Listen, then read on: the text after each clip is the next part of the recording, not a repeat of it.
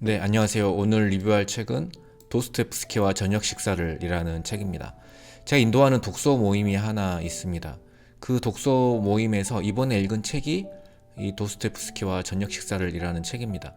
이 책을 읽고 도스토옙스키의 작품 중에 하나를 이제 투표를 해서 이제 그 다음 책을 읽는 것으로 하였는데, 이제 도스토옙스키의 작품 중에 죄와 벌을 이렇게 읽기로 하였습니다. 그러니까 저도 사실은 도스토옙스키의 작품은 뭐 카라마조프가의 형제들, 그리고 죄와 벌, 사실 두 개밖에 읽어본 것이 없는데, 저도 이 책을 통해서 도스토옙스키의 작품이 이렇게 많은 줄, 또 다양할 줄 몰랐습니다. 저자는 김영웅이라는 분이고요. 아마추어 문학도이자 작가라고 스스로를 밝히는데, 이분은 인문학과는 거리가 이제 좀 있어 보이는 포항공대에서 박사학위를 받은 공대생입니다. 그러니까 이분이 도스토옙스키의 모든 작품 읽기라는 목표를 세우고 함께 읽어갈 독서 모임 멤버들을 구성해서 그 이제 독서 모임을 해나가는 과정을 기록한 책입니다. 다 해서 15작품이고요. 무려 1년 반에 걸쳐서 이 책을 다 읽어 나갑니다. 크게 초기작, 중기작, 후기작 이렇게 나눠가지고 한 권 한 권 책에 대한 이야기와 또 독서 모임 때 나눈 내용들, 이런 것들을 잘 정리해 주었습니다. 이 독서 모임 9명의 멤버 중에 문학과 관련된 전공자는 아무도 없고요. 또 순수한 아마추어들인데, 심지어 도스토옙스키라는 작가의 이름을 처음 들어본 멤버들도 있었다는 거죠. 그럼에도 불구하고 1년 반 동안 이 도스토옙스키의 전작을 다 읽어냈다는 것이 정말 네, 대단하다고 느껴집니다. 연령대도 20대부터 50대까지 다양하고, 사는 지역도 다양하고, 남성 여성 비율도 비슷한 비율이고, 모임 과정을 이렇게 상세하게 사진까지 곁들여서 기록을 하고 또 책으로 이렇게 출판을 하니까 상당히 의미가 있는 것 같습니다. 저도 이제 도스토옙스키의 작품을 사실 이제 시도는 여러 번 했었어요. 고등학교 때부터. 그런데 조금 읽다가 이제 다시 읽으려면 이제 사람 이름이 하나도 기억이 안 나는 거예요. 그래서 처음부터 다시 읽고 몇 번 그러다가 책장에 방치해 두었다가 나중에 이제 그 성인이 돼서 겨우겨우 읽은 기억이 있습니다. 그러니까 러시아 문학의 특징인지 아니면 도스토옙스키의 특징인지 모르겠지만 그 특유의 그 장광설이 있어요. 그 장광설에 한번 빠져들어서 이제 뭔가 근데 거기서 뭔가를 찾으려고 하면은 정작 스토리가 무엇인지 이게 헷갈리거든요. 무엇을 말하려고 하는지. 그리고 러시아 문학의 가장 힘든 점은 네, 사람 이름이 너무 어려워요. 근데 그나마 카라마조프가의 형제들이 사람 이름이 익숙하고 그나마 쉬웠던 것 같아요. 도스토옙스키는 사실 자신의 소설보다 더 소설 같은 삶을 살았던 사람입니다. 아버지는 모스크바의 빈민병원 그 의사의 아들로, 도스토옙스키의 아버지는 모스크바 빈민병원의 의사였죠. 의사의 아들로 태어났습니다. 자식들에게 교육열이 높았고 굉장히 엄격했었다고 합니다. 그리고 성격이 괴팍하고 의처증까지 있었고 알코올 의존 증세도 있었다고 합니다. 특히 어머니가 사망한 후에 그 영지로 은퇴하여서 그 농노들을 굉장히 가혹하게 다루는 폭군 같은 지주로 이렇게 알려져 있습니다. 그래서 도스토옙스키가 공명학교에 다니던 시절 아버지가 자신의 영지인 다로보에에서 시신으로 발견이 되는데, 보통 농노들에게 살해당했다는 의견이 대부분이고요. 시 관청의 공식 기록은 지병인 뇌졸중으로 인한 사망이었다고 합니다. 그러니까 그 중풍 이런 거죠.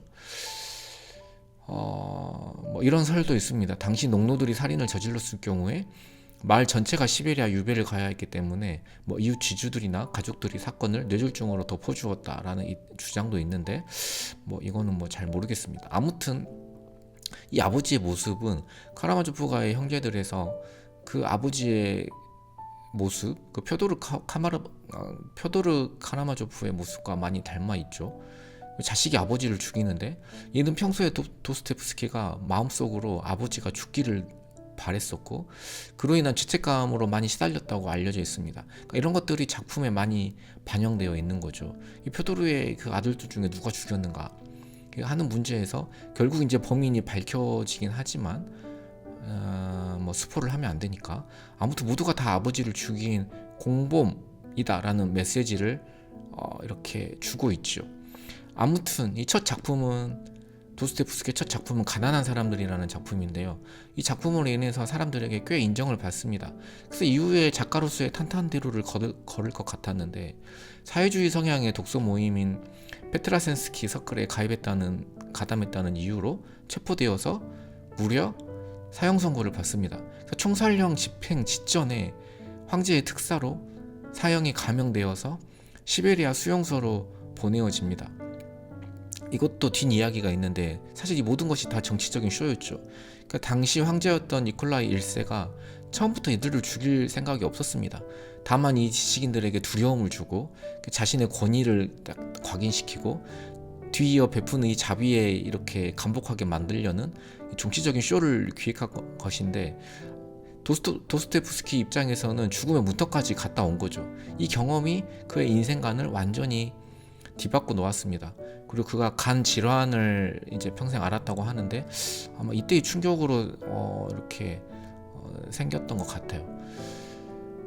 아무튼 그 시베리아 수용소에서 읽을 수 있는 책이 성경책밖에 없었다는 거죠. 그래서 그 수용소에서 성경을 읽으며 기독교 신앙인으로 거듭났고 인간의 고통의 본질에 대해서 깊이 성찰하게 됩니다. 그래서 도스토옙스키의 작품이 여기에서부터는 이후로는 굉장히 이제 기독교적인 그리스도교적인 이야기를 담고 있죠. 그러니까 도스토옙스키에 대한 흥미로운 이야기들이 참 많이 담겨 있습니다. 첫 번째 아내가 일찍 죽고 두 번째 아내 자신이 속기사로 고용한 안나라는 여자와 결혼을 하는데 나이 차이가 무려 25살 차이입니다. 이 안나가 도스토옙스키에게는 하나의 구원이었죠. 또 도스토옙스키가 또 기가 막힌 게 또 심각한 도박 중독자였는데 이 아내 때문에 고치기도 했었고요. 도박 중독자로서 그 노름꾼이라는 책을 쓰기도 했습니다. 노름꾼이 생활이 괜찮을 리가 없죠. 늘 생활고에 시달렸고 원고를 써서 겨우 마감일에 맞춰서 빚을 갚고 이런 이야기는 이제 유명하죠. 도스토옙스키의 원고 이렇게 실제 원고 한쪽 모퉁이에 이렇게 막 숫자들이 적혀 있는데 이런 것들은 그 마감 날짜와 그 이제 마감 날짜에 맞춰서 원고를 내면은 그 갚아야 할 빚, 돈 이런 것이 기록되어 있기도 합니다. 그 아마도 제가 생각했을 때는 그 도스토옙스키 특유의 그 장광설이 아마 빚과 원고 그 마감일에 쫓겨가지고 막 써내지 않았을까, 막 쏟아내지 않았을까 하는 추측도 해봅니다. 그런데 안나도 그렇게 생각했던 것 같아요. 그 남편의 글이 출판사와의 계약, 이런 마감일, 이런 쪼들리는 빚 이런 것들 때문에 작가로서의 역량을 글을 제대로 써내지 못한다고 판단을 해서 자신이 직접 출판사를 차립니다. 안나가 그래서 그 아내가 출판사를 차린 뒤로 도스토옙스키의 생활이 많이 안정되었다고 하지요. 그리고 뭐 도박에서도 이제 끊게 되고 그리고 이런 환경에서 나온 작품이 바로 그 유명한 대작 카라마조프가의 형제들입니다. 그리고 놀랍게도 이 세 권으로 나온 이 책이 일부에 불과합니다. 그러니까 2부를 위한 소론인 거죠. 그럼에도 일부만으로 엄청난 작품성을 인정받는 거죠. 미완성의 작품임에도 불구하고. 그래서 한 번씩 뭐 넷플릭스나 유튜브만 보다가 이렇게 시간 보내는 게 참 가치 없다, 무의미하다라는 생각이 들 때가 있잖아요. 그럴 때 한 번씩 이제 벽돌책을 읽고 싶다라는 느낌이 이제 잠깐씩 들기도 하는데 이제 그럴 때 도스토옙스키의 작품을 바로 읽기보다는 이런 이제 에피타이저, 친절한 안내서 이런 글들을 읽고 또 도스토옙스키의 작품을 읽는다면 훨씬 더 몰입해서 더 많은 것들을 작품에서 얻을 수 있을 것 같습니다. 알베르트 까미가 이런 말을 했다고 하죠. 20세기의 진정한 애연자는 마르크스가 아니라 도스토옙스키였다고요. 대문호를 넘어서 애연가라고 불린 진정한 천재 작가였죠. 실제로 도스토옙스키는 서구에서 들어온 합리주의, 무신론, 사회주의 이런 것들이 러시아의 전통적인 가치와 충돌할 때 벌어질 비극을 정확히 예견하기도 했고요. 신이 없는 세상의 그 윤리적 공백을 예견하기도 했습니다. 이런 것들은 실제로 이제 러시아 사회에서 러시아 혁명이라든가 유물론 사회의 등장 이런 것들로 나타나죠. 훗날 스탈린 체제와 같은 그런 전체주의의 독재와 뭐 이런 대규모 숙청으로 현실화되기도 했고요. 또 본인이 사회주의에 심취되어 있었기 때문에 더욱더 사실적이죠. 그러니까 소설보다 더 소설 같은 도스토옙스키의 삶이었고요. 그의 작품을 소개하는 좋은 책을 소개해 보았습니다. 지금처럼 이렇게 도파민이 터지는 미디어와 시간을 보낼 만한 것들이 많은 시대에 책을 읽는다는 것은 그것도 도스토옙스키 같은 묵직한 고전을 읽는다는 것은 어떤 시대에 휩쓸려 살아가지 않겠다는 저항이기도 합니다. 사실 저도 독서 모임이 아니라면 이런 책을 읽기가 쉽지는 않죠. 그래서 같이 모임을 만들어서 같이 책을 읽는 것도 굉장히 좋은 시도라고 생각을 합니다. 그리고 마지막으로 이 도스토옙스키와 저녁 식사를이라는 책은 신앙서적이 아닌데도 불구하고 신앙서적 같은 느낌을 줍니다. 경건서적 같아요.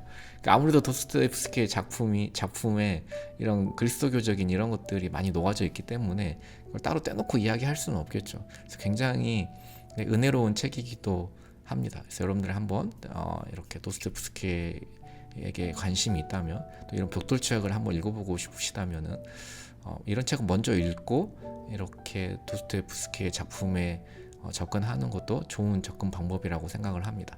네, 여기까지 시청해 주셔서 감사합니다.